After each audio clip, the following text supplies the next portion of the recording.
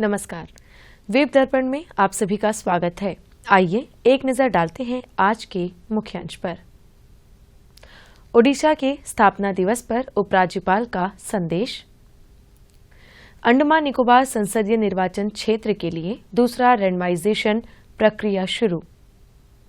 और आगामी चुनाव के प्रति लोगों में जागरूकता पैदा करने के लिए स्वीप गतिविधि के तहत रंगोली प्रतियोगिता आयोजित। अब वेब दर्पण विस्तार से। ओडिशा के स्थापना दिवस के अवसर पर उपराज्यपाल एडमिरल डीके जोशी ने ओडिशा के लोगों को अपनी हार्दिक शुभकामनाएं दी हैं। उन्होंने कहा कि 1936 में आज ही के दिन ओडिशा एक स्वतंत्र प्रांत बना था। इस दिन को उत्कल दिवस के नाम से भी जाना जाता है, जो इसकी समुद्र विरासत और भारत के विविध सांस्कृतिक परिदृश्य में महत्वपूर्ण योगदान का समारोह मनाने के लिए मनाया जाता है। इस अवसर पर उपराज्यपाल ने द्वीप समूह में रहने वाले ओडिशा के लोगों के लिए सुख और समृद्धि की कामना की है।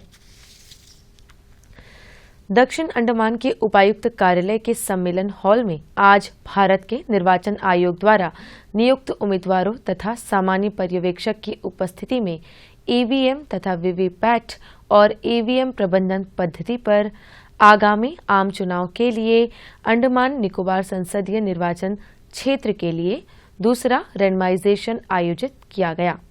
इस अवसर पर रिटर्निंग अधिकारी अर्जुन शर्मा ने दूसरे चरण के रैंडमाइजेशन के तहत ईवीएम के वितरण पर जानकारी दी। नॉर्मल पार्लियामेंट्री कॉन्स्टिट्यूएंसी से असेंबली कॉन्स्टिट्यूएंसी में ईवीएम्स बांटी जाती है। अब क्योंकि अंडमान निकोबार में कोई भी असेंबली कॉन्स्टिट्यूएंसी नहीं है, तो first stage randomisation was a formal exercise. आज आपको सेकंड स्टेज रैंडमाइजेशन के लिए बुलाया गया है। सेकंड स्टेज रैंडमाइजेशन में ईवीएम्स को पोलिंग स्टेशन वाइज डिस्ट्रीब्यूट किया जाता है कि कौन से पोलिंग स्टेशन पर कौन सी ईवीएम्स जाएंगे। ये एक्सरसाइज जनरल ऑब्जर्वर की प्रेजेंस में होनी चाहिए। आज हमारे साथ बीएन सिंह सर मौजूद हैं। इस पूरी एक्सरसाइज में पॉलिटिकल पार्टीज का इन्वॉल्वमेंट होना जरूरी है। आप सभी लोग आए हैं, आप सभी को इंटीमेट किया गया था। इस पूरे प्रोसेस की वीडियोग्राफी भी हम करवा रहे हैं। इस दौरान सामान्य पर्यवेक्षक बीएन सिंह ने भी रैंडमाइजेशन के दूसरे चरण की प्रक्रिया पर प्रकाश डाला। जो है इसमें बीयू, सीयू और वीवीपैट तीनों का करेंगे आप? जी सर। अच्छा, तीनों का आप कॉम्बिनेशन बना रहे हैं? जी सर। वो कॉम्बिनेशन बूथ वाइज जो है, अच्छा जी सर। उसके बाद पॉलिटिकल पार्टीज अभी यहाँ बैठे आपके पूरे प्रोसेस को ऑब्जर्व करेंगे। रैंडमाइजेशन में अगर उनको कुछ पूछना है तो पूछ भी सकते हैं। सर, और जब तक they are not satisfied, we will keep randomizing। अच्छा, तो आप ये कह रहे हैं कि आप में से अगर कोई प्रोसेस को जानना भी चाहेगा, कुछ पूछना चाहे, देखना चाहे, तो वो भी कर सकता है। फिर आप फाइनल रैंडमाइजेशन करेंगे सर। उस रैंडमाइजेशन करने के बाद जो लिस्ट आएगी उसको किसी स्टेज पे देंगे पॉलिटिकल पार्टीज को भी। अच्छा, तो मतलब इतने फेयर तरीके से होगा कि जो भी कॉम्बिनेशन आपके सामने आएगा रैंडमाइज, उसको आपको दे भी देंगे। तो आप अपने पोलिंग एजेंट को भी शायद दे सकते हैं कि भाई आप वेरीफाई कर लीजिए कि ये नंबर, ये नंबर, ये नंबर BUCE और उसका वो सब। ये exercise is for this reason only. It's a very transparent and very fair exercise. आगामी लोकसभा आम चुनाव के बारे में लोगों के बीच अधिक जागरूकता पैदा करने के लिए अंडमान निकोबार द्वीप समूह संसदीय निर्वाचन क्षेत्र के रिटर्निंग अधिकारी कार्यालय की टीम ने 30 मार्च को मरीना पार्क रोड पर चुनाव का पर्व देश का गर्व विषय पर रंगोली प्रतियोगिता का आयोजन किया। इस अवसर पर द्वीप समूह के मुख्य निर्वाचन अधिकारी BS जगलान मुख्य अतिथि थे। इस मौके पर स्वीप के नोडल अधिकारी वैरोकपम पुनशिभा सिंह, नोडल अधिकारी सुविज्ञा, स्वीप टीम एवं आम नागरिक मौजूद रहे। मुख्य निर्वाचन अधिकारी ने प्रतिभागियों द्वारा बनाई गई रंगोली को देखा और उनसे बातचीत भी की।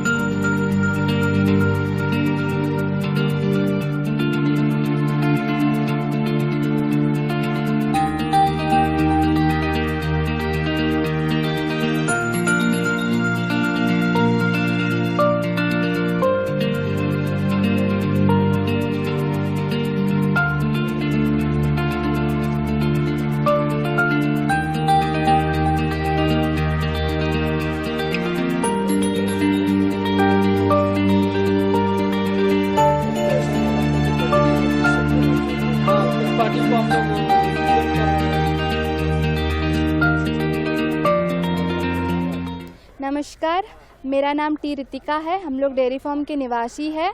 हम लोग इस रंगोली को यह सोचकर बनाए कि देखिए ये मोर है, मोर आके मोर मतलब कि स्ट्रेंथ, और आके उसके फेदर्स का मतलब है अमर, उसके मीन्स है, और उसके वो है इंडिया का मैप जिससे हम लोग तिरंगा के रूप में प्रस्तुत किए हैं, और वो अशोक चक्र है जिसके अंदर हम लोग कॉन्स्टिट्यूशन ऑफ इंडिया को प्रमोट किए हैं। और उसके वो अगर एक कोई भी पर्सन का 18 इयर्स कंप्लीट होता है तो वो वोट करने का ये हो, और ये आके ये दिखाता है कि हर लैंग्वेज हर रिलीजन में एक ही पावर दिया जाता है और हम लोग एक हिसाब से वोट कर सकते हैं, कोई नाइंसाफ़ी नहीं करते हैं। और वो बैलेट है और वो वोट का वो फिंगर वाले जो लगाते हैं वो है। मेरा नाम वेनी, हम रंगोली पार्टिसिपेंट है। इस बार वोटिंग अवेयरनेस के लिए ही हम ये रंगोली बनाए हैं। जैसे कि 100% वोटिंग इस बार अंडमान निकोबार आइलैंड में होना चाहिए। जैसे कि हैंडीकैप पीपल, इवन 18 साल के बाद सभी को वोटिंग चाहिए, और वोटिंग के थ्रू कुछ भी इंड्यूसमेंट नहीं करना चाहिए। तो वही अवेयरनेस के लिए एक सुंदर सा रंगोली बनाए। इलेक्शन के बारे में रंगोली दिए हम लोग। आने वाला पार्लियामेंट इलेक्शन में अच्छे से वोट देना, अवेयरनेस क्रिएट करने के लिए हम लोग रंगोली दिए। इसमें ईवीएम का मशीन भी है और बैलेट बॉक्स भी है। एक वोट का जितना इम्पोर्टेंट है उनका बारे में भी हम लोग दिए है।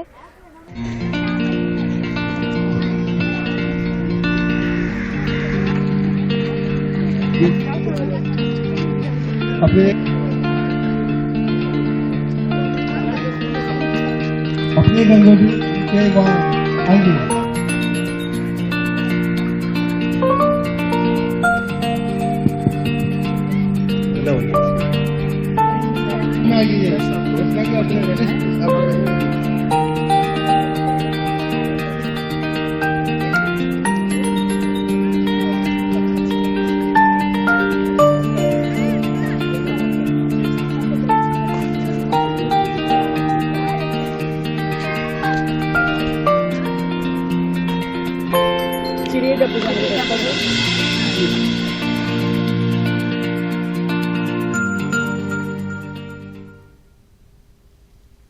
इस दौरान आयोजित कार्यक्रम में मुख्य निर्वाचन अधिकारी ने रंगोली के माध्यम से प्रतिभागियों की रचनात्मकता की सराहना की। उन्होंने सभी नागरिकों से 19 अप्रैल को वोट डालने के लिए आग्रह किया। कार्यक्रम में हेल्पलाइन नंबर 1950 के नोडल अधिकारी सुविज्ञा तथा स्वीप के नोडल अधिकारी वैरुकपम पुनशिवा सिंह ने भी अपने विचार व्यक्त किए। इस हमारे प्रोग्राम में आज बहुत अच्छे से सभी आए, जितने भी पब्लिक आए, मैं सभी को थैंक यू बोलना चाहता हूँ। इससे एक फायदा ये हुआ है कि बाकी काफी सारे प्रोग्राम हम कॉलेज स्टूडेंट्स के लिए, या जैसे हम नुक्कड़ नाटक करते हैं, कुछ भी करते हैं, उसमें पार्टिसिपेशन बराबर रहता है हमारे जो नारी शक्ति का और पुरुषों का। लेकिन इस वाले कार्यक्रम में महिलाओं का ज़्यादा पार्टिसिपेशन है, ये एक बधाई का विषय है। साथ ही साथ हम ये भी एनकरेज करना चाहेंगे महिलाओं से, हमारी बहनों से, माताओं से, ज़्यादा से ज़्यादा आप चुनाव प्रक्रिया में भाग लें, अपने घर से बाहर निकलें, अपने परिवार को भी निकालें और वोट डालने जरूर आए। मतदान केंद्र पे 19 तारीख को वोट डाली जाएगी, सुबह 7 बजे से शाम को 6 बजे तक। आप लोगों से मेरी रिक्वेस्ट है, सुबह थोड़ा जल्दी आएँ, आके पहले ही वोट डालें और उसके बाद बाकी फिर अपने कार्यक्रम और अपने घर का काम करें।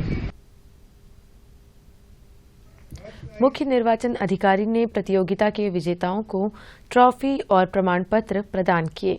पहला पुरस्कार पुलिस लाइन की टीम नंबर 21 को मिला, दूसरा पुरस्कार मिडिल पॉइंट की टीम 19 को प्राप्त हुआ और डेयरी फार्म की टीम नंबर 11 को तीसरा पुरस्कार दिया गया।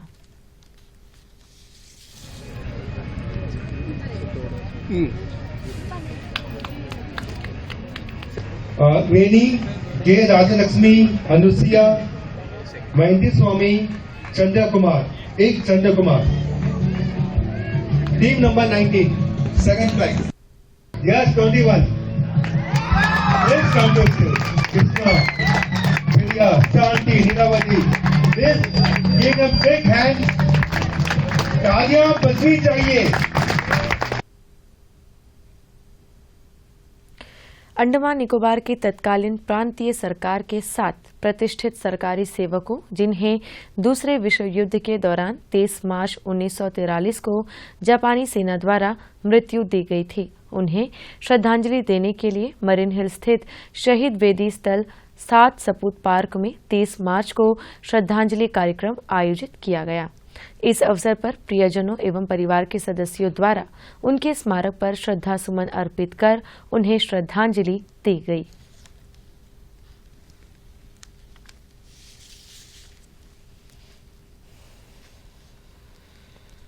मैं स्वर्ण सिंह इन 7 सपूत पार्क के फैमिली के, परिवार के और अंडमान के लोगों के साथ तरफ से म्युनिसिपल बोर्ड का तहे दिल से धन्यवाद करते हैं। सही 7 सपूत जो है, जो भी पढ़े लिखे लोग थे, उनको जापान सरकार झूठा आरोप लगा के यहाँ लाके गोली से मारा। वंदे मातरम, वंदे मातरम, वंदे मातरम। सही 7 सपूत कैसे बयां करूं वह घटना, लिखते हुए कलम कांप जाती है। कैसे बयां करूं वह घटना, लिखते हुए कलम कांप जाती है। काला पानी का वह खौफनाक दिन था, क्रूर जापानियों का शासन था। काला पानी का वह खौफनाक दिन था, क्रूर जापानियों का शासन था। काल देवता लगता था अंडमान में रहता था। काल देवता लगता था अंडमान में रहता था। मौत का पैगाम एक दिन पहले दे जाता था। कल सुबह तुम परिवार सहित सिल्वर जेल में आ जाना, अपने बेटे की अर्थी उठाकर घर ले आना। यह खबर सुनते ही तहलका मच जाता था। घनघोर अंधेरी रात खामोश हो जाती थी। माँ, बहन, भाई, पत्नी व बच्चे आंसू पीकर पूरी रात सुलगते थे। 30 मार्च 1943 का वह दिन कौन भूल पाएगा। दगनाबाद के ऊंचे टीले पर भारत माँ के 7 वीर सपूतों को जब जापानियों ने बंदूक की गोली से दागकर मौत के घाट उतारा था, परिवार को अर्थी देकर बोले थे, तुम इसे दफना देना, मरघट तक पहुंचा देना। 5 चिताएं उन वीरों की एक साथ जली जंगली घाट के शमशान में, 2 दफनाए गए फोनिस बे के कब्रिस्तान में। इन वीरों का नाम भी जानो, नारायण राव, इत्तर सिंह, सुरेंद्र नाथ नाग, गोपाल कृष्ण, छोटे सिंह, अब्दुल खालिक और साथ में सुबा खान। मरते मरते हुए ये कह गए, आजाद तो होगा एक दिन हिंदुस्तान, हमारे शहीद हो जाने से जाग उठेगा देश महान। वाह क्या दिन था हे भगवान। काल सर पे मंडराता था, मौत के साए में जीवन पलता था, लात जूता खाने को मिलता था। कई साथी तो जेल में ही मर गए, देश के लिए निछावर हो गए। सदस्य कुछ इंडियन इंडिपेंडेंट लीग के थे, भारत की आज़ादी के दीवाने थे। सन 44 में 44 बेगुनाह साथी हाफरीगंज के टीले पर मौत के घाट उतारे गए। बना गए वो खून का संगम, देश के लिए कुर्बान हो गए। आज की इस जयंती पर श्रद्धांजलि है उन वीरों को जो आज़ादी के खातिर फना हो गए, देश के लिए कुर्बान हो गए। देशवासी उन सपूतों पर नाज करते हैं, विभिन्न वीरों का नमन बारंबार करते हैं। अंडमान की माटी से सभी बंधु बांधव का तिलक करते हैं। सुभाष का जय हिंद का नारा आज भी यहाँ के हवा में गूंजता है। सुभाष का जय हिंद का नारा आज भी यहाँ के हवा में गूंजता है। उनके मुखार बिंदु की वाणी हिंदुस्तान के हर प्रांत में गूंजता है। उनके मुखार बिंदु की वाणी हिंदुस्तान के हर प्रांत में गूंजता है। नारा जय हिंद का एक पैगाम है मेरा, नारा जय हिंद का एक पैगाम है मेरा। इसे कलेजे से लगा लेना है, निशान है मेरा। इसे कलेजे से लगा लेना है, निशान है मेरा।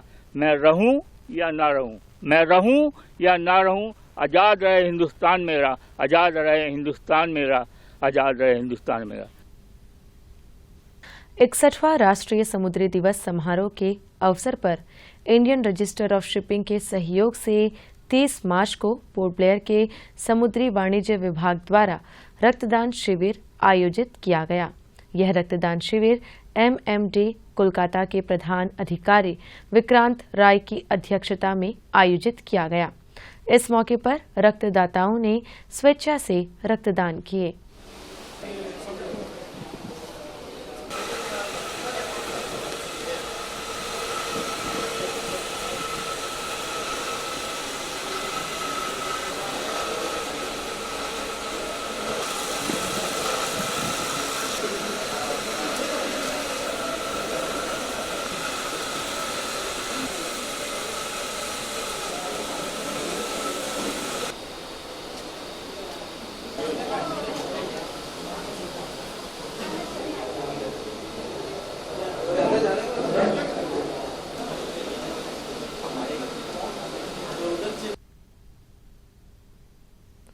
इसी सिलसिले में 31 मार्च को मरीना पार्क समुद्री तट में स्वच्छता अभियान चलाया गया।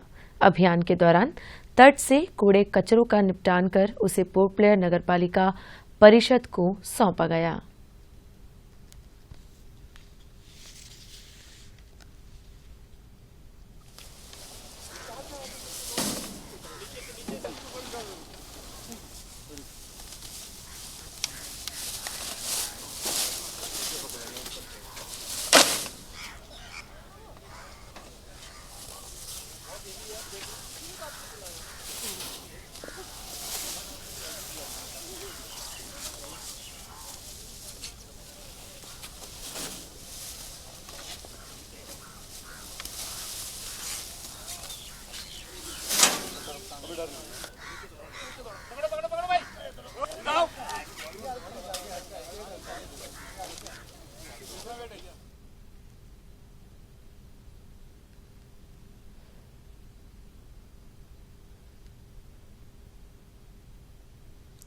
पोर्ट ब्लेयर के स्टेला मैरिस कैथेड्रल चर्च में रविवार को ईस्टर का पर्व मनाया गया।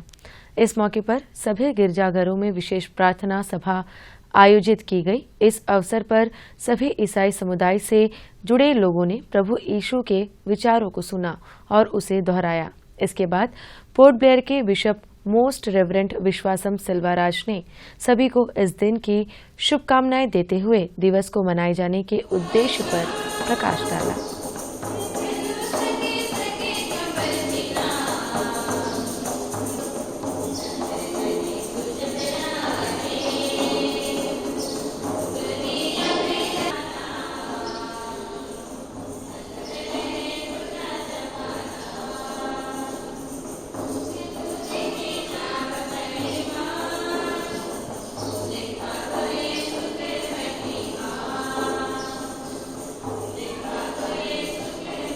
मेरा और आप सबों का जब दान ग्रहण करें।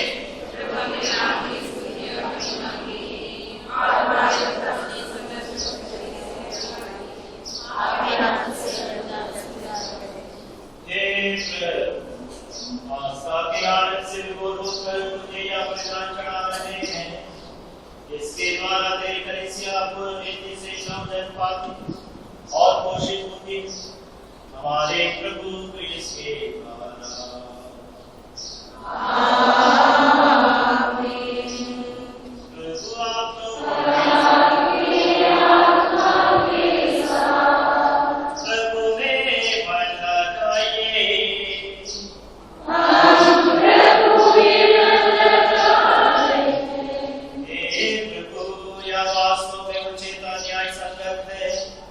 हमारा कर्तव्य तथा कल्याण है कि हम सबका विशेष करके इस दिन अधिक गौरव के साथ तेरा गुणगान करें। इस अच्छा मेघा जिन्होंने संस्कार का पाप मान लिया, जिन्होंने मृत्यु सहकर हमारी मृत्यु नष्ट कर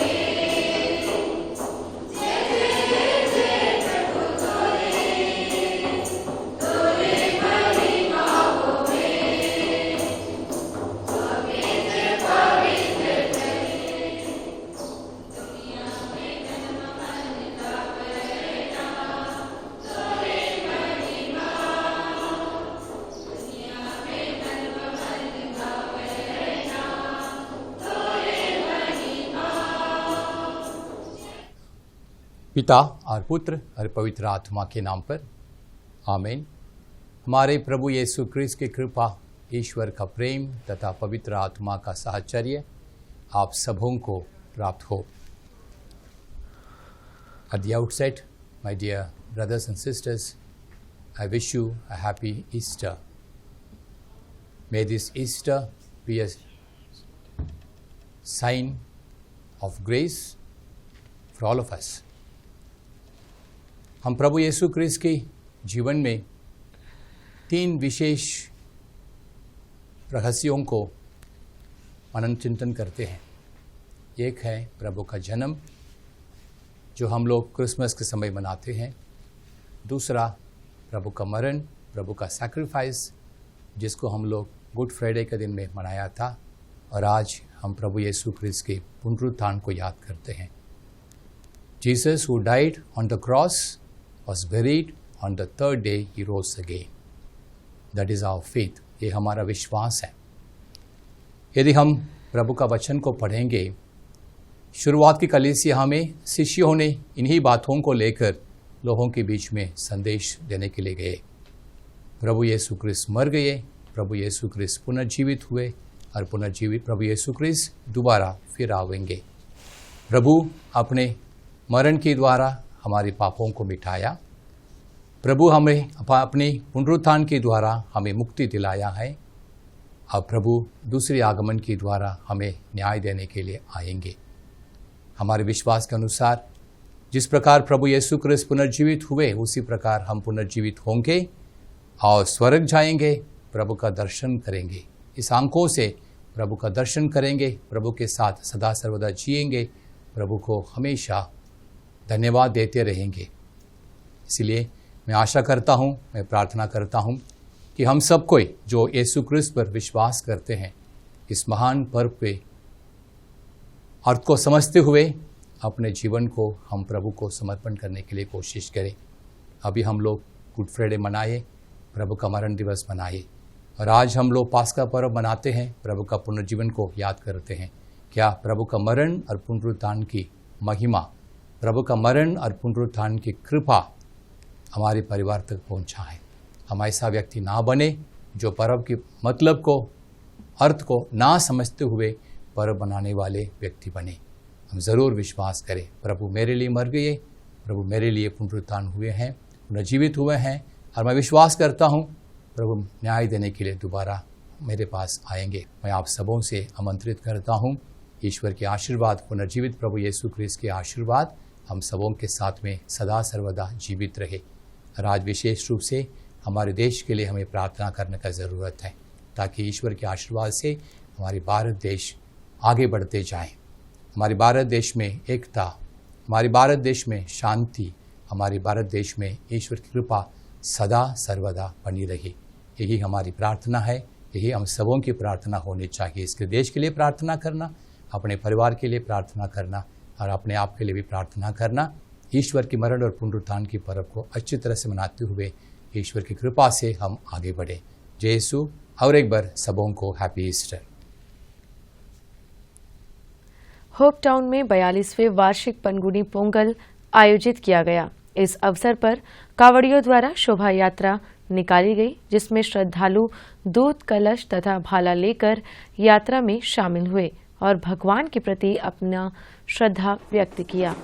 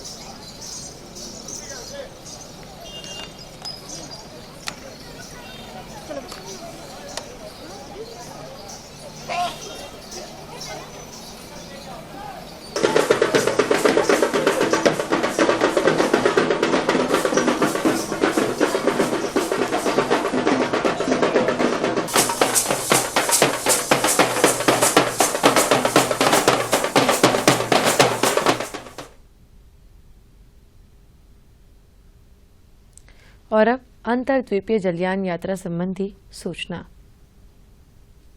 MV बाराटांग स्वराज द्वीप और लॉन्ग आइलैंड होते हुए रंगत की यात्रा पर कल सवेरे 6 बजे फिनिक्स वे जेटी से प्रस्थान करेगा और इसकी वापसी कल ही दोपहर 1 बजे उन्हीं रास्तों से होते हुए रंगत से पोर्ट ब्लेयर के लिए होगी। MV छोलदारी स्वराज द्वीप की यात्रा पर कल सवेरे 6:30 बजे फिनिक्स वे जेटी से प्रस्थान करेगा और इसकी वापसी कल ही सवेरे 9 बजे स्वराज द्वीप से पोर्ट ब्लेयर के लिए होगी। MV कछाल शहीद द्वीप की यात्रा पर कल सवेरे 6:30 बजे फिनिक्स वे जेटी से प्रस्थान करेगा और इसकी वापसी कल ही सवेरे 8:45 पर शहीद द्वीप से पोर्ट ब्लेयर के लिए होगी। MV लॉन्ग आइलैंड शहीद द्वीप की यात्रा पर कल दिन में 11 बजे फिनिक्स वे जेटी से प्रस्थान करेगा और इसकी वापसी कल दोपहर 2:30 बजे स्वराज द्वीप से पोर्ट ब्लेयर के लिए होगी। MV कमोटा स्वराज द्वीप की यात्रा पर कल दिन में 11:30 बजे फिनिक्स वे जेटी से प्रस्थान करेगा और इसकी वापसी कल ही शाम 3:30 बजे शहीद द्वीप से पोर्ट ब्लेयर के लिए होगी। MV रानीचंगा स्वराज द्वीप की यात्रा पर कल शाम 5 बजे फिनिक्स वे जेटी से प्रस्थान करेगा और इसकी वापसी अगले दिन सवेरे 5:30 बजे शहीद द्वीप होते हुए स्वराज द्वीप से पोर्ट ब्लेयर के लिए होगी। सभी जलयानों के यात्रा कार्यक्रम मौसम की स्थिति पर निर्भर होंगे। अंत में मुख्यांश एक बार फिर। ओडिशा के स्थापना दिवस पर उपराज्यपाल का संदेश। अंडमान निकोबार संसदीय निर्वाचन क्षेत्र के लिए दूसरा रैंडमाइजेशन प्रक्रिया शुरू। और आगामी चुनाव के प्रति लोगों में जागरूकता पैदा करने के लिए स्वीप गतिविधि के तहत रंगोली प्रतियोगिता आयोजित। इसी के साथ ही आज का यह द्वीप दर्पण कार्यक्रम यहीं पर समाप्त होता है। नमस्कार।